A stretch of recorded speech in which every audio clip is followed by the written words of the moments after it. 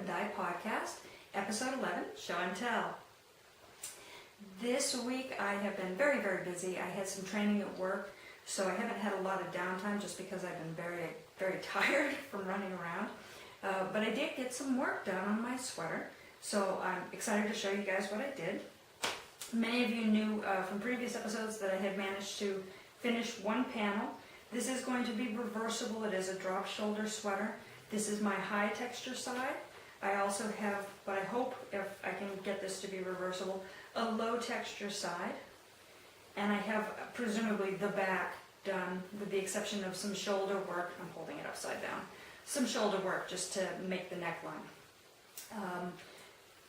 This has been kind of stalled. I haven't been doing a lot of work on it lately just because I had Christmas knitting that I wanted to get done, and it's done. So I was able to transfer this to some waste yarn and get started on the next panel. And this week during lunch breaks and a little bit of knitting after work, I was able to get some work done. Looks to be about 7 inches. I'm very excited.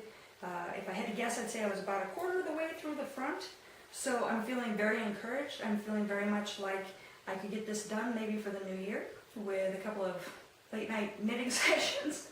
I should be able to make more progress on this as now the Christmas knitting is done and out of the way. So I have hope. I have hope. I'm going to have a sweater. It's going to fit. It's going to be wonderful. And anybody else with the sweater curse, keep fighting. we can break the sweater curse. I hope. I promise. So as I said, all of my Christmas knitting is done, and I have stuff that I need to ship out, and I have stuff that I need to wrap, and I have stuff that I need to present. I had told you all that I made the cowl for my friend who inspired it. I discovered Friday that today is her birthday. So instead of waiting for Christmas and having it get lost in Christmas, because I know people with December birthdays really, I feel like you get cheated out of your birthday. It's too close to Christmas and people have a tendency to roll it all together. So my goal here is to get it all squared away so that I can present it to her at work tomorrow. That being said, I have some work to do. I need to wrap it.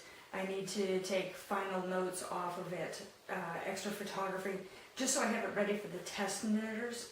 Her copy of it, the one that I finished, is going to her as a gift. I consider it done, but the pattern itself is not yet fully tacked, and I do still need to get that out to my test knitters. Test knitters, it's coming. I'm sorry, it's been crazy. I'm sure your lives are just as crazy as the holiday season. But I'm pulling that together so I can give it to her tomorrow, just to give her that extra honor. It's your birthday. It's your birthday. Enjoy it. So I'm pulling that together. I've got yarn dyeing. I'm covered in spots of dye, as you may or may not be able to see. It's been a little bit frantic, and my studio is upside down and backwards. I have had some tech issues today. I discovered a virus on my laptop. This is the 4th or 5th take of this video, just because I've had camera issues as well. I feel kind of like the world is fighting me right now. But I am dyeing this morning, and I have some exciting new colors for 2017. I have so far created a beautiful yellow that I'm referring to as Cheer, and I'm going to release it in December, but for the new year. It's my 2017 kind of color line. As we roll into the new year, I'm going to have some bright colors, some fun colors that are just a fresh start.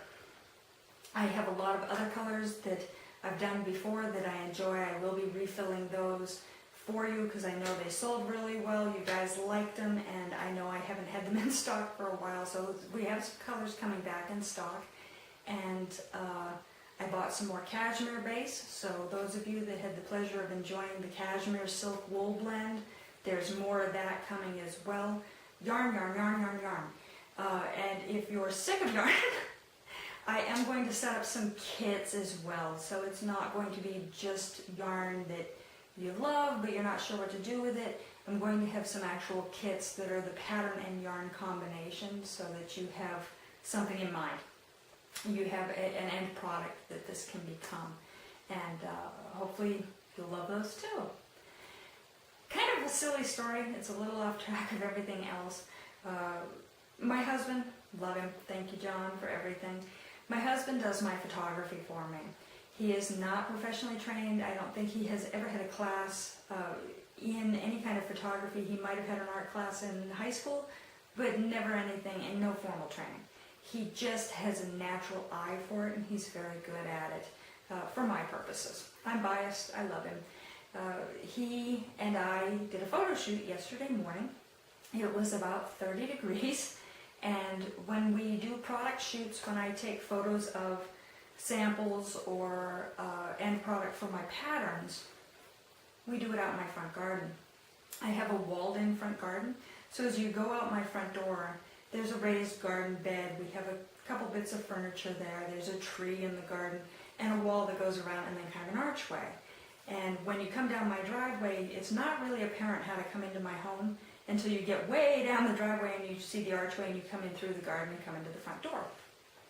So we're out there, it's about 30 degrees. It was very chilly, and I was doing some catch-up photography, product samples, that sort of thing. I did get some pictures of the cowl so I can put that on the pattern that I'm sending out to my test knitters, and some socks. And these are my beekeeper socks.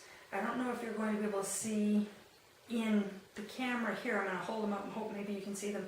I have this cute little bee stitch. This pattern is designed so that you knit it with a lot of randomness based on the color that comes up as you're stitching. And there's this adorable little bee pattern. I'm just going to hold it up there, hope the camera can focus on that and see it. But it's these cute little bees. Anyway, so, off topic. 30 degrees outside. I'm frozen. I am modeling socks so that we can get some decent photo shoot pictures of them. And we're oblivious to the rest of the world. We're focused on this. He's got the tripod. I'm balanced on the edge of the garden with my feet up on this rock so that you can see the socks, not me. And, you know, we're busy doing all the tilt your foot this way and turn your ankle that way, trying to get the best possible shot of the socks so that you can see the heel detail, you can see the foot detail, you can see all the way up the leg and the ankle detail, so that you know exactly what you're getting. I think it's important, especially the socks, that you have some idea what the heel is that's included, some idea what the toe, some idea what the cuff is, and the overall pattern, the overall picture of what it is. I really, really have a problem with patterns that just give you a glimpse of product. I sort of need to see it all, so I know where I'm going. So we take a lot of photos, and we were engrossed in what we were doing, and then all of a sudden, we heard voices. And a lovely family of three, husband, wife, young daughter, had come down the driveway, and they had pamphlets that they were handing out, and they reached the archway, had turned, finding the way toward our house to be able to knock on our front door, and the father like gasped. He's like, oh, I'm sorry, I've interrupted. Oh, you're doing photography. I'm just going to leave a pamphlet here. Don't worry about us. Have a good day. They like turned and booked it up the driveway as though we had been sword fighting or something in the front yard, as though they were embarrassed that they had caught us doing something. And I was kind of like, what was that all about? And my husband has kind of a cracked sense of humor. We both have cracked sense of humor. And he said, well, look at what we're doing. And I'm like, so we're taking photos of my knitting? And he's like, yeah, but we're sitting here at these weird angles, and I'm not taking a photo of you. I'm taking a picture of your feet. All of a sudden I realized that this poor family had come down the driveway, presumably to give us the Word of God, this wonderful message, and share with us their belief system. And here we are doing what looks to be a foot fetish photo shoot. So it kind of explained why they like bailed and ran out the driveway.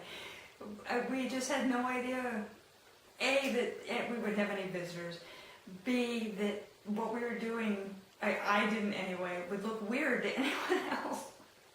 So should the poor family that came to our home Sunday by any bizarre reason end up watching this video, we're very sorry. You're welcome to come back. Hi, I hope you had a great day. And really, we were just taking pictures of socks. Crazy, absolutely crazy. You just never know what's going to happen in your day. That is about all I have for you guys this week. I have frantic things to catch up on. I would love to take you into the kitchen and show you a technique, but I don't want to spoil the surprise. I have great new colors coming, and I will share the techniques once I have a yarn that I can show you. But I want to get these things finished dyeing and dried up, and unfortunately I've got a timer that's about to go off, so I'm going to leave you guys for another week. If you have an absolutely bizarre knitting or knit-related story where somebody misunderstood what you were doing or what the item was, or anything similar to my evangelist foot fetish story, I would love to hear it. I could use a good knit laugh. So please feel free to share on the Ravelry group or share here on YouTube, wherever you like. Email me if it's just more than you're willing to share publicly, but recognize that I would appreciate it for what it was.